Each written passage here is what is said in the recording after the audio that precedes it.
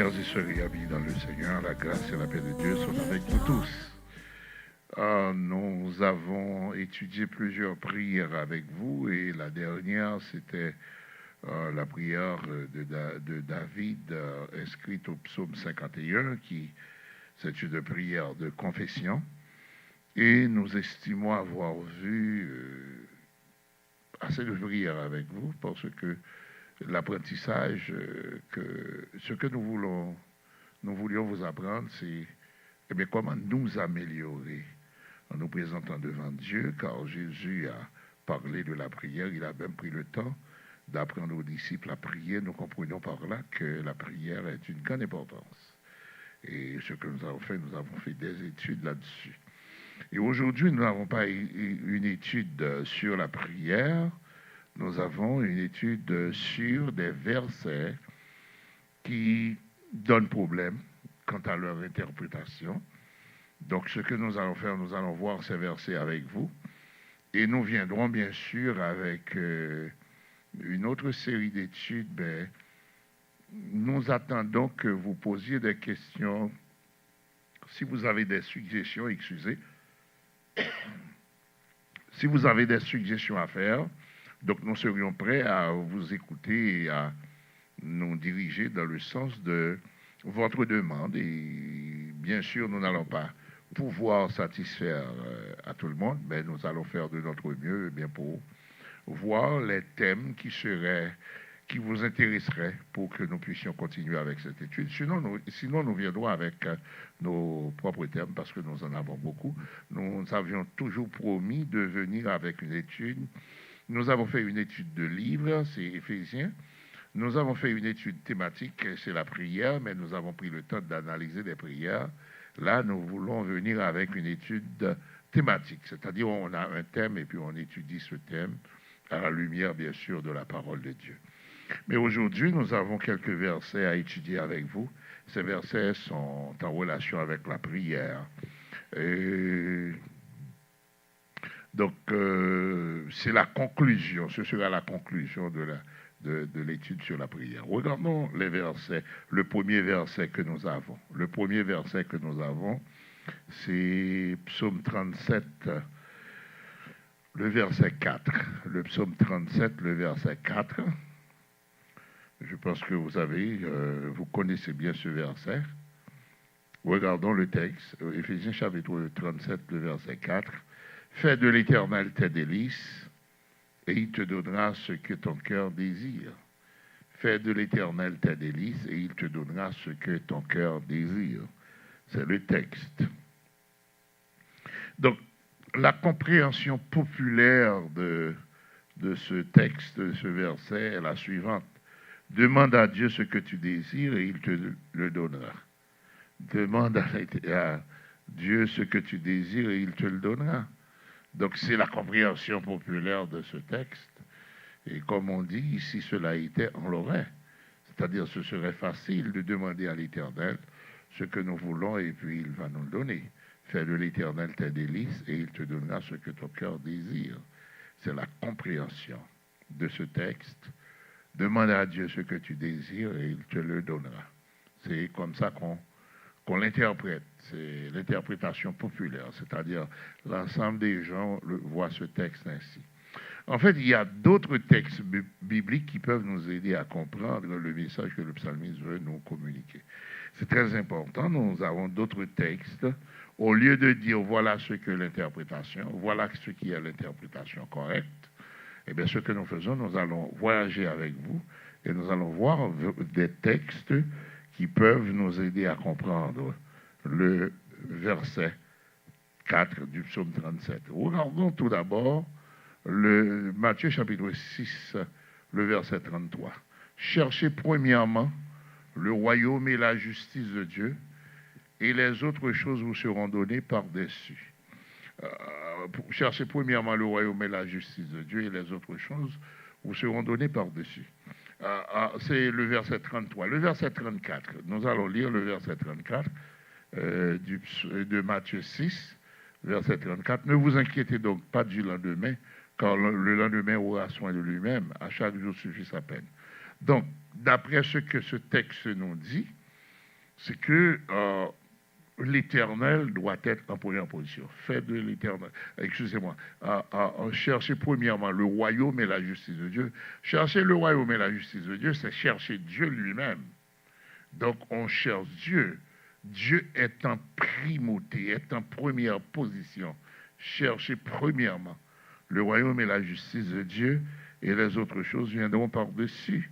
Et puis la Bible nous dit, ne vous inquiétez de rien, mais ne vous inquiétez pas du lendemain. Le lendemain aura soin de lui-même, car à chaque jour suffit sa peine. Et Paul, lui, dans Philippiens, nous dit, ne vous inquiétez de rien, mais faites connaître vos besoins à Dieu par des prières et des supplications avec des actions de grâce. Maintenant, nous allons voir Matthieu chapitre 22, versets 37, 38 et 39. Matthieu chapitre 22, versets 37, 38 et 39. Jésus lui répondit, tu aimeras le Seigneur ton Dieu de tout ton cœur, de toute ton âme et de toute ta pensée. Voilà. Verset 30, le verset suivant, le verset 38, c'est le premier, le plus grand commandement. Verset 39, le dernier verset de Matthieu, chapitre 22, verset 39. Et voici le second qui lui est semblable. Tu aimeras ton prochain comme toi-même. Alors, maintenant, nous retournons dans le verset. Nous disons que ce texte nous invite à faire quoi? Nous invite à donner la première place, ou bien nous invite à donner la première place au royaume et à la justice de Dieu. Il en résultera que Dieu prendra soin de nous. Donc, faire de l'éternel tes délices, c'est ce que nous cherchons à vous expliquer. Mais il y a des textes qui sont connexes, des textes qui peuvent nous aider à nous voir. Nous venons de voir des textes qui nous demandent, c'est Jésus lui-même qui nous demande de chercher les choses de Dieu. C'est-à-dire que notre démarche soit spirituelle d'abord et avant tout. Donc, fais de l'éternel tes délices et il te donnera ce que ton cœur désire, ne signifie pas nullement présente ta liste d'épicerie à Dieu et puis Dieu va obéir à tes caprices, certainement pas. L'invitation est de faire de l'éternel l'objet de nos sentiments. Faire de l'éternel tes délices, c'est faire de l'éternel l'objet de tes sentiments. Nous devons faire de l'éternel l'objet de nos sentiments, de lui donner la priorité sur tout dans notre vie. Et puis, il prendra soin de nous. Alors, écoutez bien, faire de l'éternel tes délices, c'est-à-dire que repose tout ton amour, tout ton sentiment sur l'éternel. C'est comme obéir à l'éternel. C'est comme servir l'éternel. C'est comme oublie-toi toi-même et vois l'éternel. Maintenant, c'est plus un esprit, ça nous appelle à un esprit de sacrifice. Dieu, les bénédictions de Dieu viennent après notre obéissance. Bien sûr, puisque nous avons pris naissance, nous existons, nous connaissons Dieu, ce sont des bénédictions avant même notre obéissance. Mais une fois que nous connaissons Dieu, eh bien, nous devons obéir à ce Dieu, et puis Dieu va lui-même prendre soin de nous. Ce n'est pas un texte qui nous promet que Dieu va nous donner tout ce que nous demandons parce que nous demandons. Non. Fais de l'éternel tes délices. C'est-à-dire, l'éternel, c'est mes délices. C'est la priorité de ma vie. C'est je m'abandonne aux mains de l'éternel. Je sers l'éternel. Je travaille. Je fais. Parce que vous savez que pour être sauvé, on n'a rien fait pour être sauvé. C'est par la grâce que vous êtes sauvés, par le moyen de la foi, et cela ne vient pas de vous, c'est le don de Dieu. Ce n'est point par les œuvres afin que personne ne se glorifie. Éphésiens chapitre 2, versets 8 et 9. Donc, naturellement, on ne fait rien pour être sauvé. Mais une fois qu'on est dans le salut, il y a des efforts à faire. Pas des efforts pour être sauvé, mais des efforts dans le cadre de notre salut. Dans le cadre de notre salut. De ce fait, ce que la Bible dit ici, fais de l'éternel tes délices. Comment je peux faire de l'éternel mes délices? C'est en m'oubliant moi-même. Parce que naturellement, ce n'est pas possible de faire de l'Éternel mes délices. Si je fais face à des difficultés, je dois prendre soin de moi-même d'abord et Dieu après. Non. Écoutez, souvent nous mettons en phase sur ce que Dieu fait. Par exemple, les 3 jeunes Hébreux qui ont été libérés ou bien qui ont pénétré la fournaise et qui n'ont pas été brûlés. Nous voyons toujours la délivrance, mais nous oublions souvent l'obéissance. La délivrance suit l'obéissance. L'obéissance, c'est que ces hommes avaient pris position pour Dieu et étaient prêts à s'offrir en sacrifice. Et ils ne savaient pas si Dieu allait les délivrer. Ils savaient que Dieu pouvait les délivrer. Ils l'ont exprimé dans Daniel 3, le verset 17. Mais au verset 18, ils disent que sinon ça croit, c'est-à-dire qu'ils étaient prêts à se livrer pour être brûlés, mais jamais ils n'étaient prêts à accepter de se sacrifier, de désobéir à Dieu, de ne pas faire ce que Dieu demande. De ce fait, mes frères et mes sœurs, c'est important de comprendre que quand nous prenons position pour Dieu, nous sommes prêts à nous sacrifier pour Dieu, eh bien Dieu va nous délivrer. La délivrance de Dieu, ça vient de notre obéissance. Nous avons besoin d'obéir à Dieu pour que Dieu, eh bien, lui-même nous bénisse. C'est important. Oui, Dieu, il y a des bénédictions inconditionnelles telles que la respiration, le mouvement, l'être. Nous dormons, nous nous réveillons le matin, tout va bien. Mais laissez-moi vous dire qu'il y a d'autres choses. Il y a des fois, c'est pas des fois, mais on a besoin de mettre Dieu en première position, et c'est ce qui va déclencher de Dieu, eh bien, les bénédictions que nous allons en jouir. Donc, faire de l'Éternel tes délices, c'est donner la place, la priorité à Dieu. Dieu a toute la place, et puis nous allons, bien sûr, Dieu va prendre soin de nous. Donc, faire de l'Éternel tes délices, ce n'est pas une promesse que Dieu va vous déverser sur vous ses bénédictions une fois que vous lui demandez des bénédictions. Non, vous lui demandez des bénédictions, il va vous combler de bénédictions, c'est ça seulement. Non, c'est fait de l'Éternel tes délices, c'est-à-dire c'est l'objet même de mes louanges, c'est l'objet de la gloire. C'est Dieu qui domine sur moi. Je donne toute la place à Dieu. Et maintenant, quand je suis dans l'obéissance à Dieu, eh bien, je peux demander à Dieu ce que mon cœur désire. Ok, donc je pense que vous avez bien compris que ce texte n'est pas du tout ce que l'on pense qu'il est, c'est-à-dire demande à Dieu ce que tu désires et il te le donnera. Non, l'invitation est de faire de l'Éternel l'objet de nos sentiments, de lui donner la priorité, surtout dans notre vie, alors il prendra soin de nous. Naturellement, Dieu ne donne de réponse favorable. C'est très important, frères et sœurs. Il faut noter ça. Dieu ne donne de réponse favorable qu'à la prière qui s'aligne à sa volonté souveraine. C'est-à-dire, quand notre prière ne va pas dans le sens de la volonté de Dieu, il ne va rien faire pour nous. Car la foi la plus fervente ne peut ébranler la volonté souveraine de Dieu. C'est très important. La volonté souveraine de Dieu ne s'ébranle pas parce que nous avons la foi, parce que notre foi est grande, donc Dieu va se courber parce que nous croyons. Non, Dieu va toujours agir conformément à sa volonté souveraine, et nous, ce que nous devons faire, c'est de lui obéir afin qu'il agisse en notre faveur. C'est très important. Attention, frères et sœurs, les gens qui pensent que la foi peut tout, je crois, donc je peux tout faire, et je vais faire en sorte que Dieu fasse tout selon que je veux. Non. Et Jésus avait la foi, mais quand il a prié dans le jardin Gethsémane, Dieu n'a pas répondu positivement. Vous comprenez ça bien. Donc c'était le premier verset que nous avons. Nous avons 2 autres versets que nous allons voir avec vous pour l'étude d'aujourd'hui.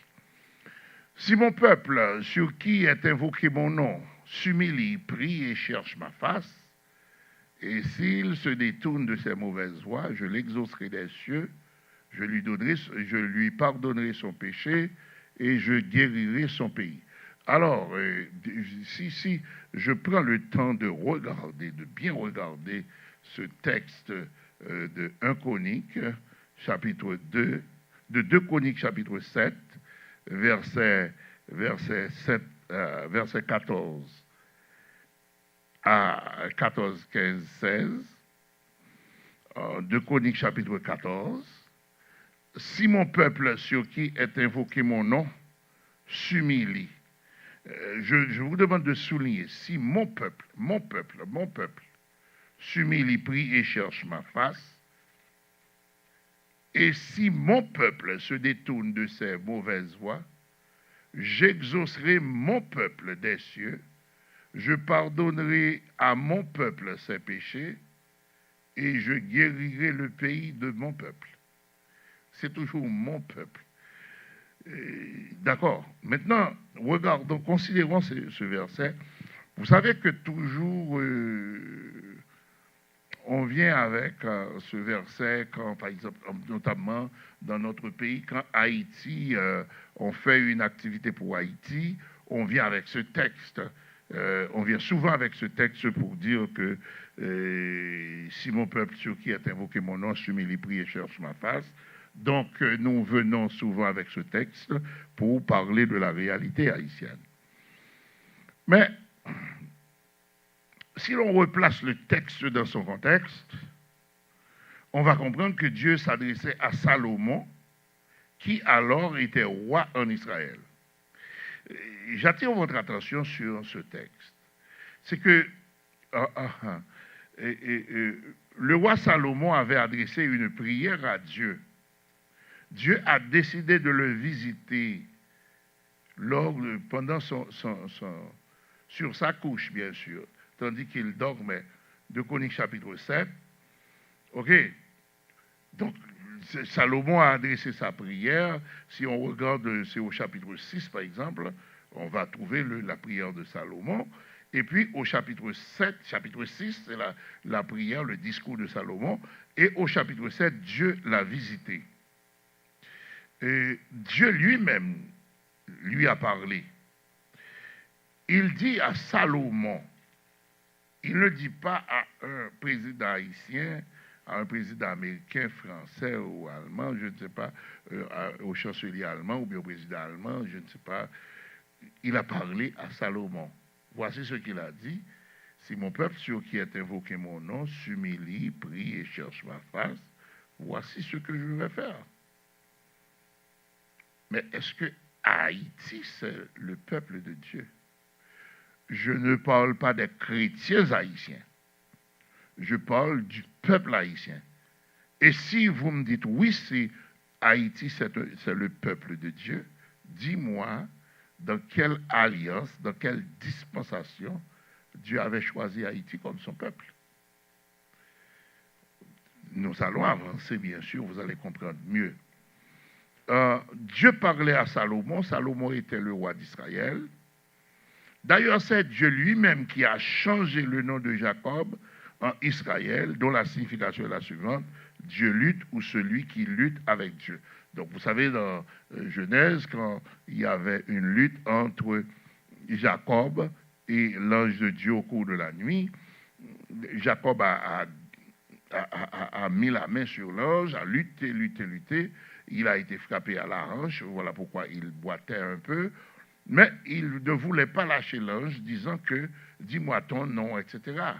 Et la Bible dit qu'il a gagné. Ce n'est pas gagné contre Dieu dans le sens où un homme peut faire face à Dieu, mais il a résisté quand même. Et Dieu a changé son nom de Jacob, qui signifie plus rusé, goupil, quelqu'un qui usurpe la promesse, le doigt d'aînesse de son frère. Donc ce nom, c'est ou bien qui fait rire, tout ça. Donc le mot Jacob, pour Dieu a trouvé bon de changer ce nom en Israël. Il a changé le nom en Israël, et le mot Israël signifie Dieu lutte ou celui qui lutte avec Dieu. C'est la signification du mot Israël. Maintenant, quand la Bible dit « si mon peuple sur qui est invoqué mon nom », la Bible parle d'Israël. La Bible ne parle pas des Américains, des Haïtiens, des Canadiens, des Français ou d'autres. Dieu parle de ce peuple qui était dirigé par Salomon et pour qui Salomon avait adressé une prière au chapitre 6 de 2 Chroniques. Chapitre 6, 2 Chroniques, chapitre 6. Si vous voulez, lisez ce chapitre, vous allez voir la prière de Salomon en faveur de son peuple. Maintenant, Dieu a répondu à Salomon. Dieu n'a pas répondu à Salomon qui serait un prophète et puis Dieu parlerait à Salomon pour dire ça à tous les peuples de la terre. Dieu parlait à Salomon. Donc, il s'agit d'Israël. Il est vrai que tous ceux qui, dans tous les pays du monde, qui sont sauvés par le sang de Jésus-Christ, ils constituent le peuple de Dieu. Mais il y a une différence entre les sauvés haïtiens, les sauvés américains, les sauvés français, les sauvés gabonais, etc. Et le peuple du Gabon, et le peuple américain, et le peuple haïtien. Le peuple haïtien n'a pas été choisi par Dieu.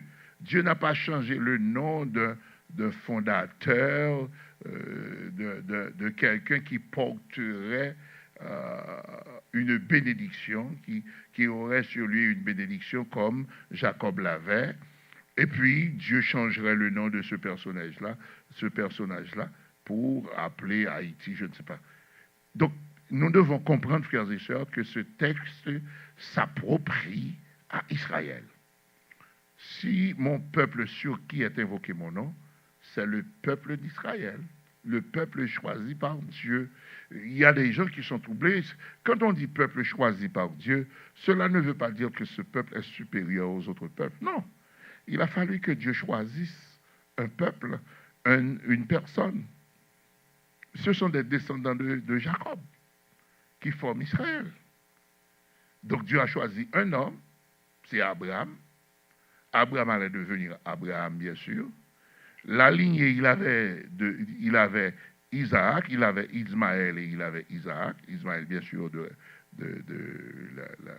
d'Agar.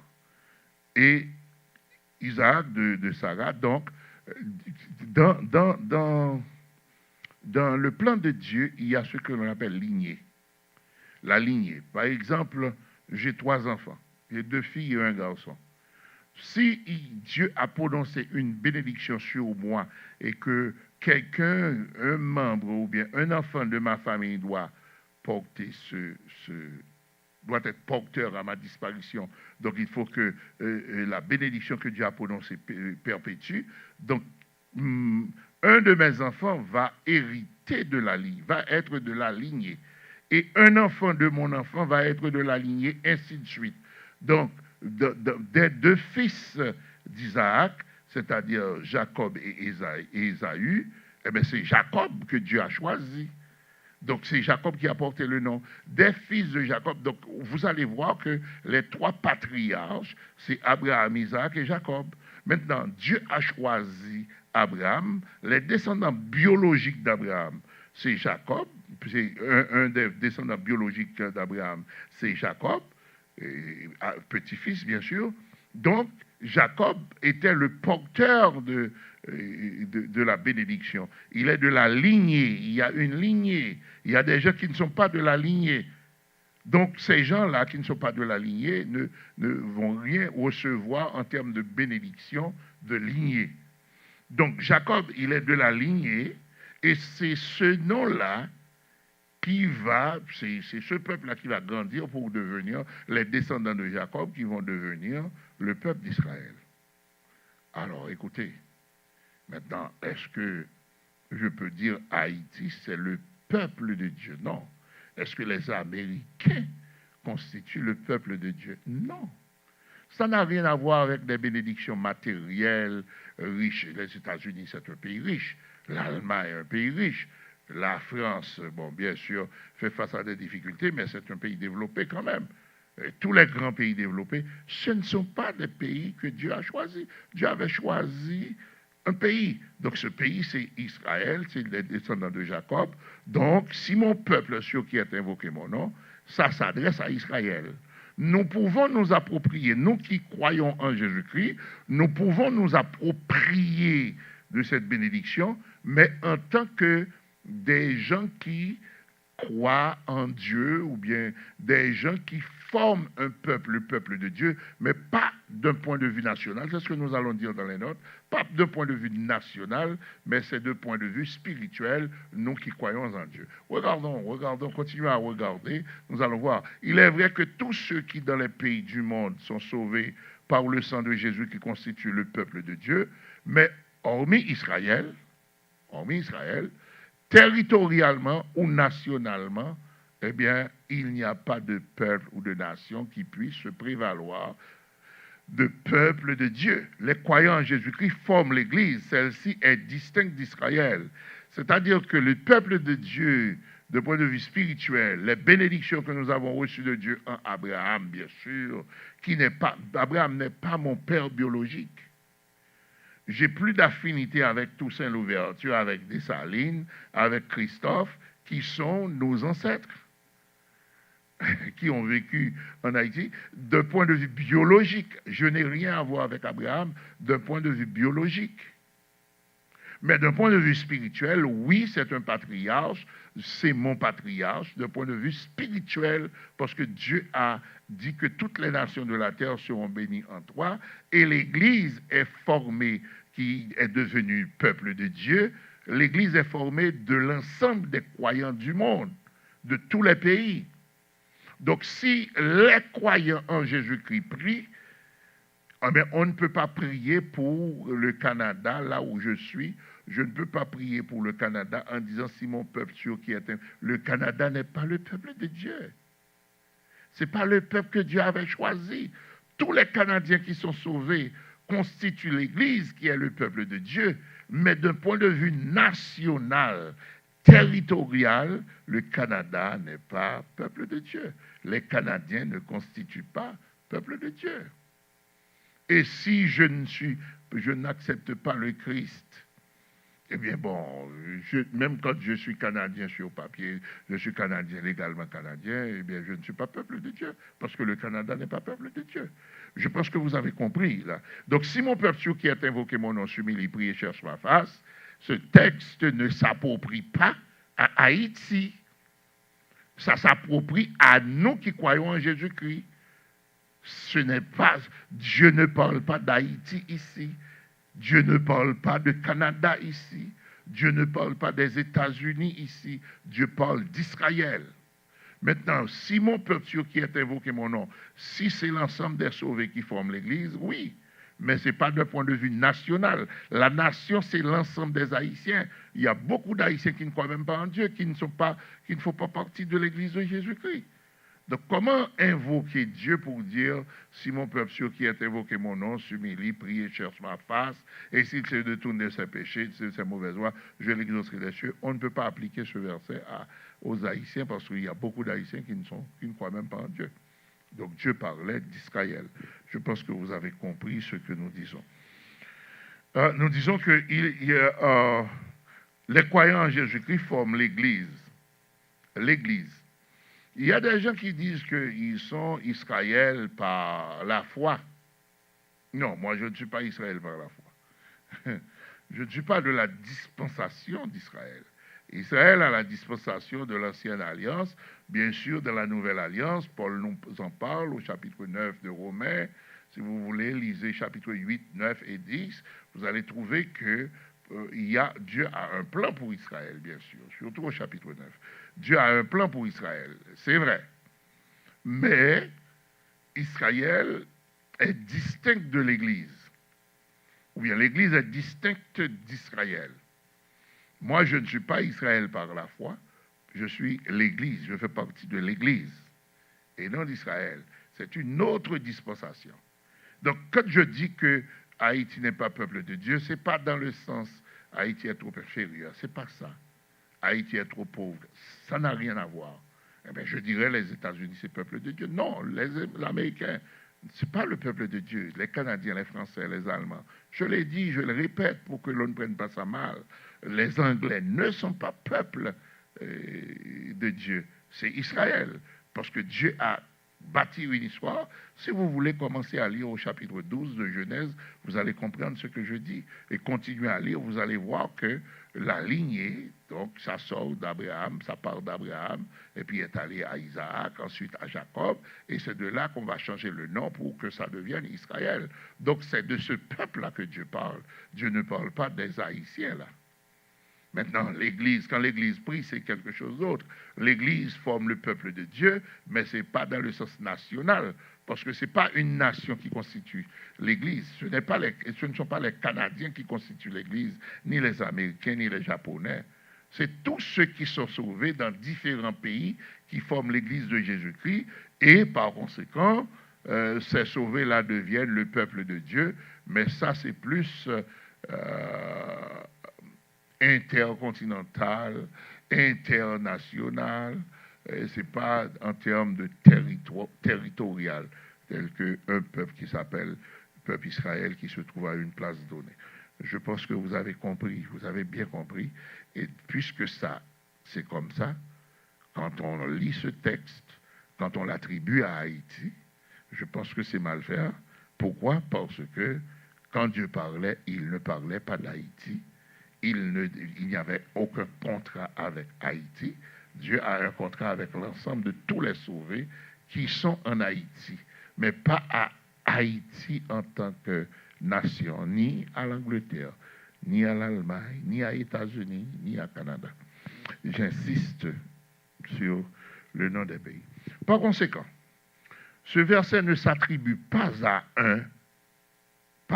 aucun peuple ou aucune nation, car quand Dieu parlait, il s'adressait exclusivement à Israël, qu'il a souverainement choisi d'entre tous les peuples.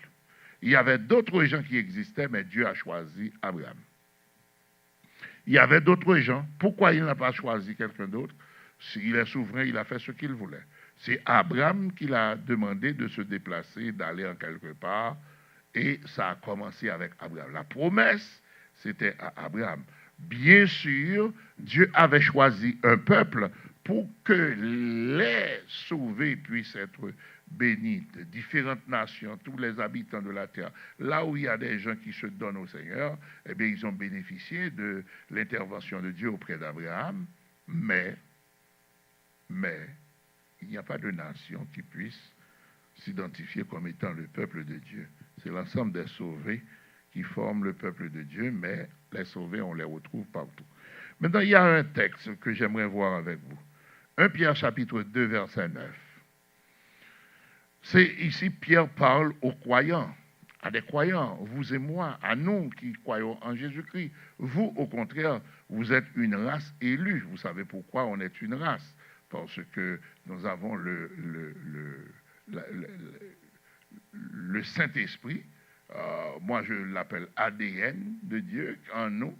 Donc, une race élue, on est devenu enfant de Dieu, donc on forme une race. Si nous avons tous le même ADN, c'est le Saint-Esprit. Nous formons un sacerdoce royal, c'est-à-dire le rôle que nous jouons, le rôle d'ambassadeur, le rôle de gens qui cherchent des gens pour le royaume. Une nation sainte, mais ici, une nation sainte, il ne parle pas de Canada, des États-Unis, d'Haïti, mais ça parle d'Israël. Et ça parle de l'Église, de nous qui croyons.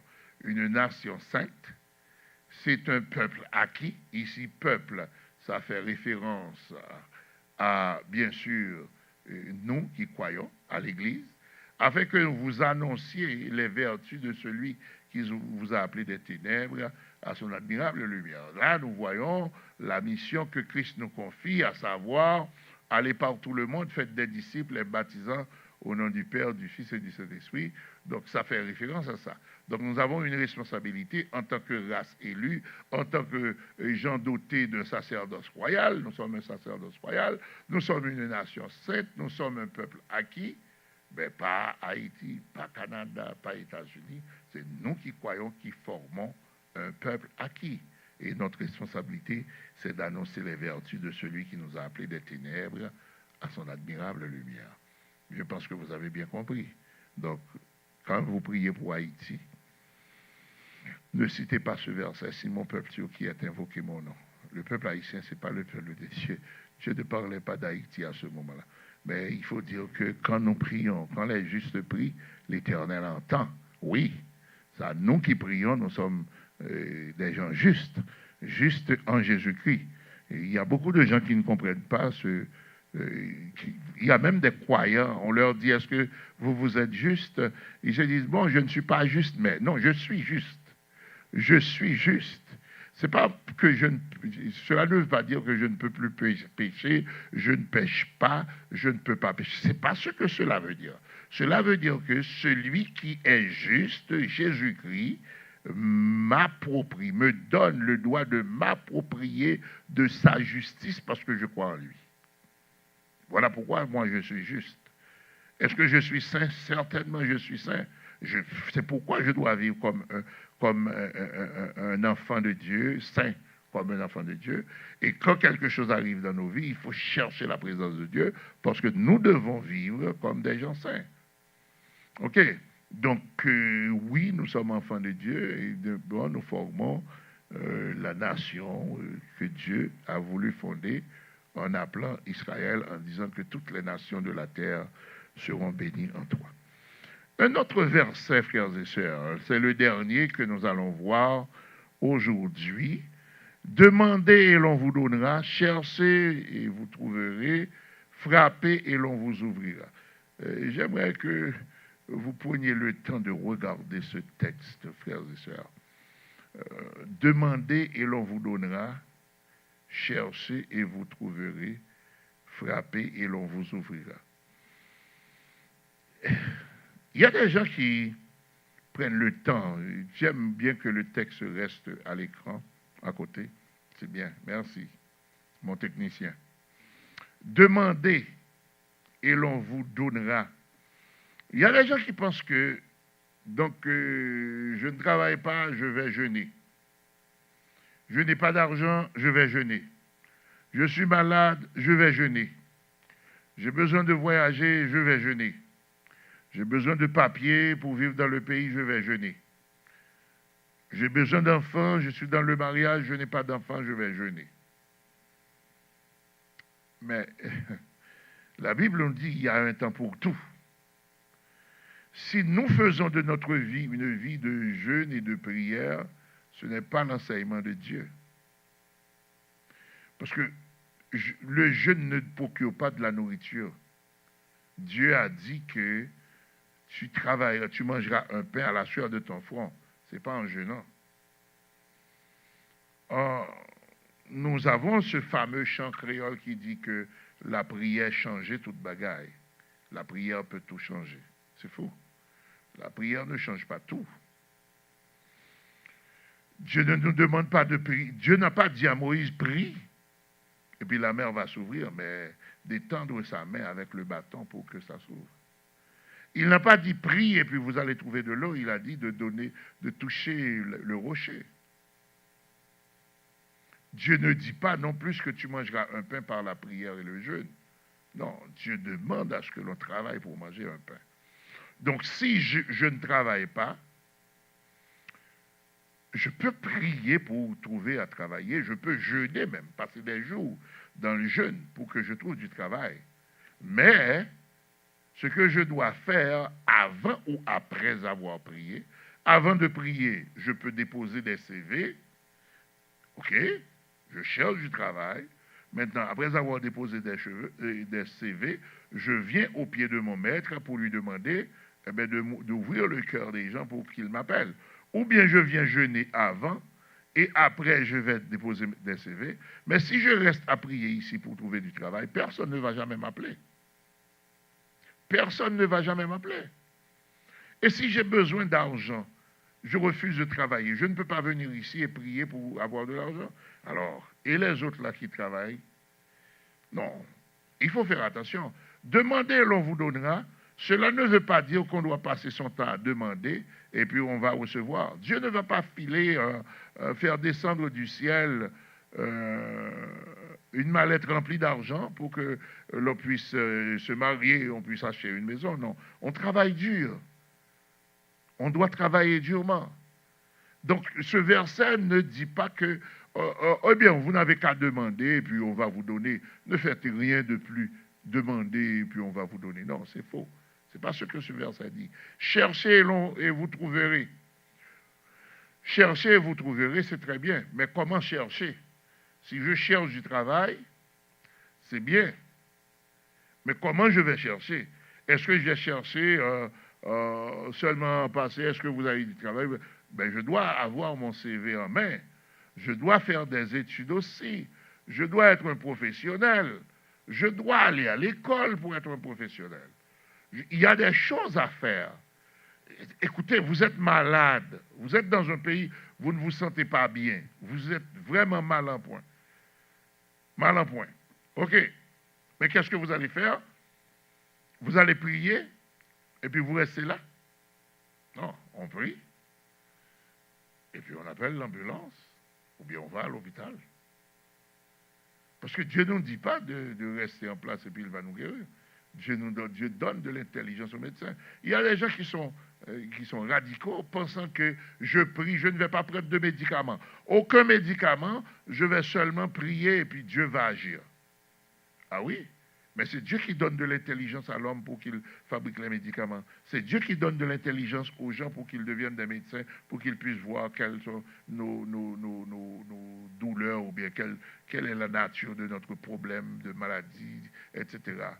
Mais vous refusez d'aller voir un médecin, vous dites que vous allez prier et vous allez être guéri. Si vous n'avez aucun moyen pour aller voir un médecin, ok, c'est tout ce que je peux faire, prier, ok. Mais nous, ici au Canada, vous avez une carte. Le gouvernement vous donne une carte. Vous ne faites rien avec et puis vous demandez à Dieu de vous guérir.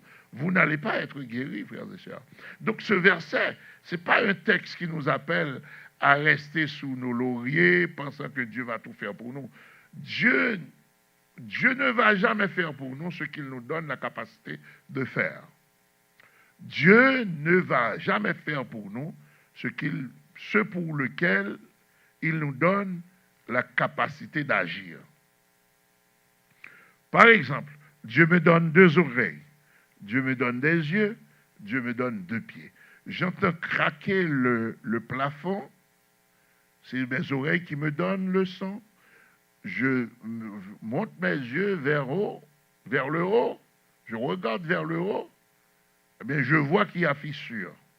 J'ai 2 pieds, je dois détaler, laisser la place, parce que ça va s'effondrer. Mais si je reste là à prier, oui, je vais être sauvé, mais ça va tomber sur moi. Donc nous devons comprendre, demander et l'on vous donnera, ce n'est pas un verset qui nous invite à la passivité, qui nous invite à la morbidité.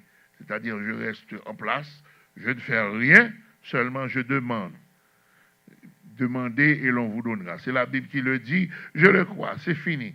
Est-ce que c'est ce que la Bible me dit, de rester en place, de ne rien faire, et puis Dieu va me délivrer? Non. Mais Dieu m'équipe déjà pour entendre qu'il y a un craquement, les oreilles, et les yeux me disent oui, il y a fissure, et mes pieds me disent je peux vous transporter. C'est à moi de détaler, de sortir ici le plus vite que possible, parce que Dieu m'équipe. Dieu me donne un équipement pour que je puisse me sauver. Maintenant, si les portes sont bloquées, tout est bloqué, eh bien, tout ce que je veux faire, c'est de prier. Dieu va se résoudre, se décider de me sauver ou bien de me recueillir dans l'éternité, parce que je ne peux rien faire. Mais quand je peux faire quelque chose, je dois agir. Je dois agir. Donc, demandez et l'on vous donnera, frappez et l'on vous ouvrira, et cherchez, vous trouverez. Ces versets ne nous invitent pas à la passivité. Donc, tous les textes de la Bible, même accompagnés de promesses, ne mettent pas en veilleuse la souveraineté absolue de Dieu. C'est très important, mes frères et mes sœurs. Quand nous prions, il ne faut pas penser que parce que je prie, Dieu est obligé d'agir. Pourquoi? Parce que j'ai la foi. Non. Mais Étienne avait la foi quand on le lapidait. Les chrétiens qu'on avait signés, qu'on avait livrés aux bêtes sauvages, avaient la foi. des fois, nous venons avec des textes qui font notre affaire. Par exemple, des textes qui nous parlent de la délivrance. Mais nous ne prenons pas les textes qui nous appellent à accepter la souveraineté de Dieu. Jésus l'a fait. Jésus a dit que si cette coupe pouvait s'éloigner de moi, ça ferait mon affaire, mais ce n'est pas ma volonté, la tienne. Et alors, écoutez, qu'est-ce que Jésus veut dire par là? Jésus veut dire que, eh bien oui, moi, voilà ce que j'aimerais, mais je ne suis pas là pour faire ma volonté, la tienne. Qu'est-ce que Dieu lui a dit? La Bible ne nous dit pas que Dieu lui a dit, voilà ce que je vais faire, et c'est d'accepter. Non, Dieu n'a pas. La Bible ne nous dit pas que Dieu a répondu. Tout simplement, il est allé à la croix comme Dieu le voulait. Donc, même quand nous avons la foi, est-ce que Jésus n'avait pas la foi en son Père? Certainement. Mais la foi de Jésus ne mettait pas en veilleuse la souveraineté de Dieu. C'est ce que le chrétien doit savoir. La foi, ce n'est pas une question, je prie et puis ma prière est exaucée. Là, je crie, j'ai la foi plus que tous, etc. Non, la foi, ça c'est une étape dans la foi. Quand je prie, Dieu me répond, c'est une étape dans la foi. Mais l'autre étape de la foi, c'est quoi exactement? L'autre étape, c'est quand je suis prêt à accepter la volonté de Dieu, même quand cette volonté ne va pas dans le sens de mes perspectives, dans le sens de mes intérêts, d'après ma compréhension. Donc, j'obéis à Dieu. OK? Donc, nous devons savoir que la prière, ou bien la foi, notre foi, ne va en rien ébranler la souveraineté de Dieu. Celui qui a goûté à ça, c'est bien le Christ qui a dit que si cette pouvait s'éloigner de moi, mais la coupe n'a pas été éloignée de lui. Ce n'est pas parce qu'il n'avait pas la foi, c'est tout simplement parce que c'était la volonté souveraine de Dieu qu'il aille à la croix, donc il devait aller à la croix. Mais, en dépit de notre foi, Dieu a son kairos. Le kairos de Dieu, c'est le temps de Dieu, c'est-à-dire que nous sommes dans le chronos. Le chronos. Voilà pourquoi on parle de la chronologie, l'étude du temps, la chronologie. Nous sommes dans le chronos. Voilà pourquoi aujourd'hui est mardi et on donne une date, mardi telle date, mardi 12, mardi de quelle année? C'est 2025, 2025. C'est comme ça qu'on dit. Et puis l'année prochaine, on va dans 2026, on compte. 2027, 2028, c'est le chronos, le temps. Et le temps passe sur nous. Et nous voulons que ça aille vite, la justice de Dieu ou bien la réponse de Dieu, parce que le temps passe sur nous. Mais Dieu a son kairos, son temps. Dieu a son kairos, son temps. Notre foi doit aller plus loin que l'exaucement de nos prières. Parce que Dieu peut nous faire attendre, parce qu'il a son temps. Et écoutez, David, Dieu avait fait oindre David par Samuel. Mais avec l'onction, David était en danger, sa vie était en danger. Parce que Dieu avait mis l'onction sur lui, mais le temps pour être intronisé n'était pas encore arrivé. Parce que Dieu a son temps. Et c'est là notre foi, tandis que vous parlez de prière, demandez, l'on vous donnera, frappez, l'on vous ouvrira, etc. Et puis vous dites que bon, j'ai frappé, mais on ne m'a pas ouvert. J'ai demandé, on ne m'a pas donné, etc. Et vous remettez en question ce que Dieu dit. Non, mais il y a un temps pour tout. Dieu a son temps, Dieu a son kairos. Quel que soit le degré de notre foi, Dieu agit comme il veut, où il veut et quand il veut. Comme il veut, c'est-à-dire, il ne va pas forcément agir comme nous le souhaiterions, c'est le cas de Jésus. Si cette coupe pouvait s'éloigner de moi, Dieu n'a pas éloigné cette coupe de lui. Dieu agit comme il veut, tu vas à la croix.